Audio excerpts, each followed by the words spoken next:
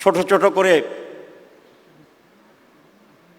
Message তৈরি করতে হবে, ছোট ছোট করে থিম তৈরি করতে হবে, ছোট ছোট করে আইডিয়া তৈরি করতে হবে এবং সারা বাংলাদেশে তরুণদেরকে সেই স্পিরিটে গ্রামে গ্রামে বাড়িতে বাড়িতে গিয়ে মানুষকে সংগঠিত করার জন্য যে ঢেউ, যে ওয়েভ, যে হাইপ, যে স্রোত, সেটাকে তৈরি করার জন্য right now you have continue your efforts, সেটাকে অব্যাহত রাখতে হবে।